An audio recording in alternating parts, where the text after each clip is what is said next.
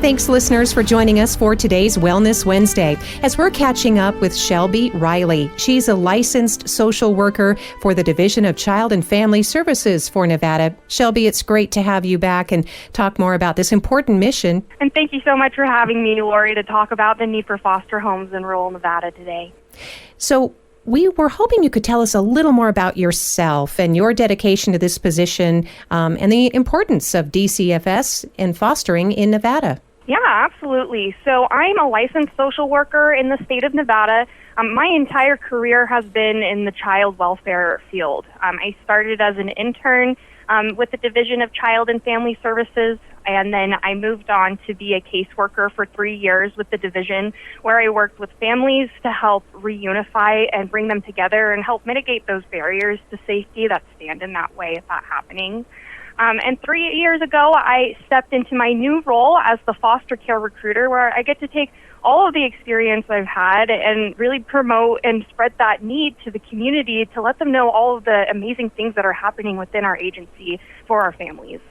And Shelby, we know from previous visits with you that you have personal experience with this and that your heart is really in this important mission.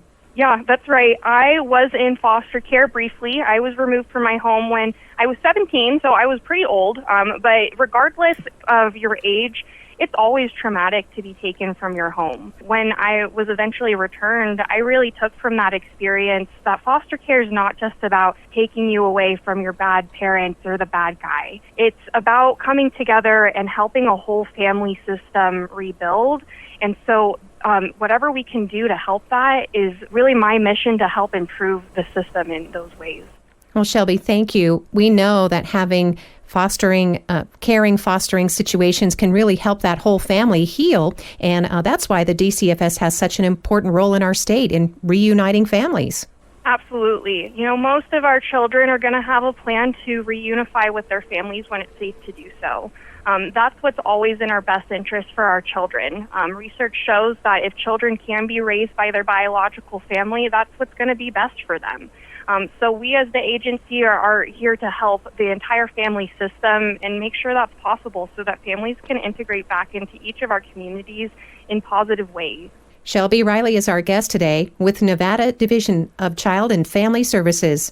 She's a licensed social worker and specializing in recruiting foster parents and foster caregivers in rural Nevada. When we come back, we're going to talk more about the reasons that some of our children need to go into care and the need for foster caregivers locally. Thank you for listening to Wellness Wednesday today with our guest, Shelby Riley. She's a licensed social worker with Nevada Division of Child and Family Services. And Shelby, we're talking about the reasons that our kids go into care and what areas are in need in foster care, in particular in rural Nevada.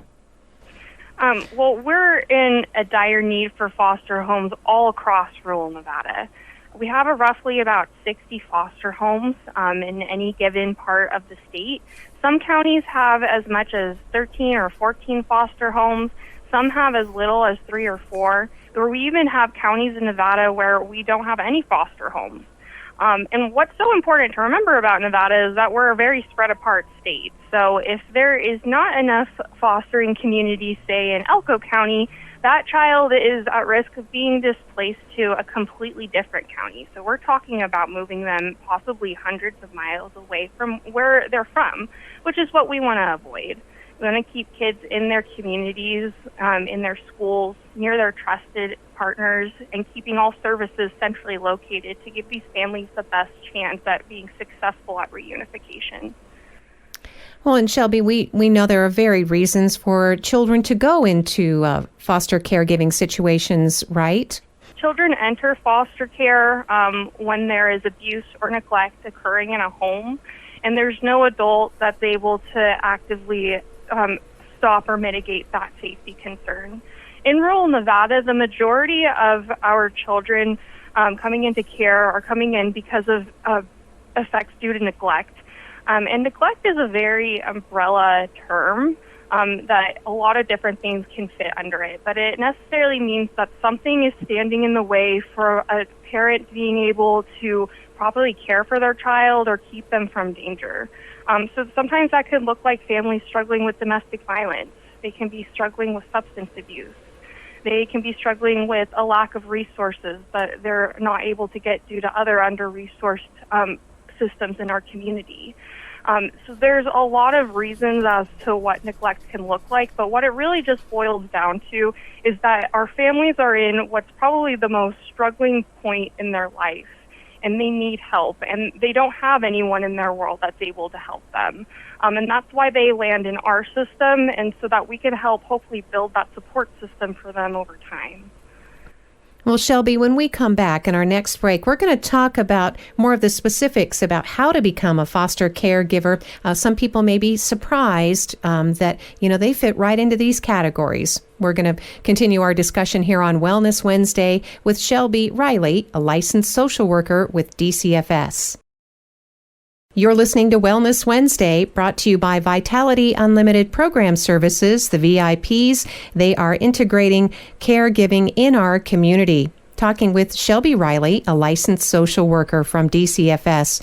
Now, Shelby, we heard in the last break how important it is to keep children, to keep young adults, young teenagers in their community with their same school, their friends, their teachers and coaches, even keeping sibling groups together.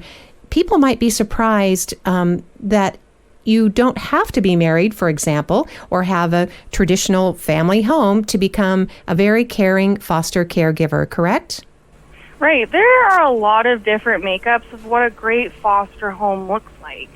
You can be single, you can be married, you can be in a domestic partnership, you can be a part of a multi-generational home or have other adults living in your home. You can be renting, or you can own your own home.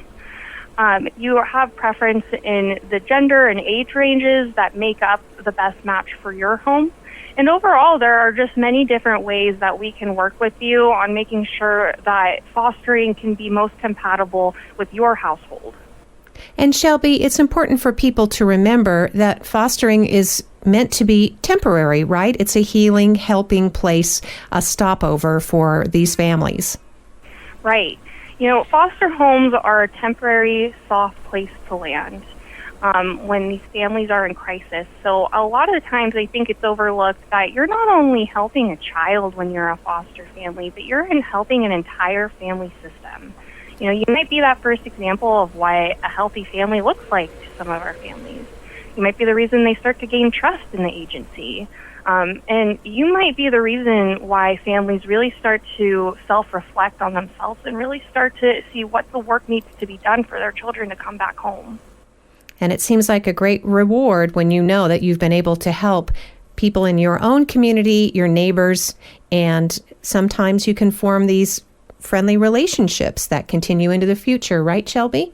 Right. And in a perfect world, that's what we hope, is that relationship doesn't sever when they leave your home. That you can still be a part of their life, whether that's being a part of their graduations or their sports tournaments, whether that's being a babysitter, continuing to be that family friend and support to a family that you now have a very deep relationship with. So it sounds like fostering can really help bring communities together. Absolutely. And, that's what it takes. It takes an entire village to raise a child. In a perfect world, everyone has those people that they can go to help raise their family. And in the future or some perfect world, when that is possible for everyone, the child welfare system won't exist and we won't need foster homes. But until then, we need those families to step up and be those people for the ones that don't have their people or their village. Thank you, Shelby. Well, when we come back, we'll finish up today's Wellness Wednesday episodes and describe the training that's coming up and these live online classes where listeners can explore the opportunities, the benefits of being foster caregivers. Thank you for joining us for Wellness Wednesday today. Shelby Riley is a licensed social worker with Division of Child and Family Services. She's on a mission to recruit especially rural foster caregivers. And Shelby, I know we started off the program talking about the need for foster families, but we really want to hone in on that. We are seriously in need of people willing to open their homes. Is that right? Absolutely. We need foster homes across rural Nevada. Most of our homes are full, and so we just need more. And there is an opportunity for anyone listening to explore without making a commitment yet, right? But to get details about the program? Yeah, absolutely. We're excited to announce that we are now offering our trainings once per month. They are still live online with a live trainer via Microsoft Teams. We're going to be starting our next training on March 19th. That's a Tuesday, and we're going to be meeting on Tuesdays and Thursdays for 2 weeks at 5:30 p.m. And it is a great time to just get an introduction into what being a foster parent will be like. Like you said, Lori, there's absolutely no commitment through our training. If you decide that it's not the right time for you or not the right fit for you, there's no obligation at that point. But if you're ever interested in learning more about what being a foster family is like, and if it's the right path for you, our training is an excellent way to be a part of that. And Shelby, what topics will be covered during this pre-service training? We're going to give you an introductory idea into what being a foster parent is like. We're going to cover what the life of a foster case looks like. We're going to talk about what it takes to engage with agency stakeholders like attorneys, social workers, and court-appointed special advocates. You're going to hear from a panel of people with lived experience in the foster care system, other foster parents, and other court specialists to answer any of your questions you might have about foster care and foster parenting, and really just give you an overview of trauma-informed parenting and really an idea on how to start integrating that into your home. But I also want to mention that, we're never expecting you to come being a trauma expert or a trauma-informed expert before or after this training. We really want to acknowledge that it is a lifetime journey learning through foster care. You're going to learn from the beginning at your first placement to maybe 20 years down the road when you're still fostering with us. You're going to keep learning new lessons, and we're going to always be there to help and support you through that journey too. Well, Shelby, thank you as always. We really appreciate your reassuring voice, your friendliness and availability, because I think it really helps to recruit foster families and have these important conversations in our community. So the last question is, where do we sign up? So you can go to our website at www.ruralnvfostercare.com. You go to the bottom of the page and click our blue Get Started button to create your account. Once you create your account, I'm going to get in contact with you to get to know you and your family a bit and get you signed up for our next upcoming training. If you had any questions or wanted something answered before you created your account online, you can also call us toll-free at 888-423-2569.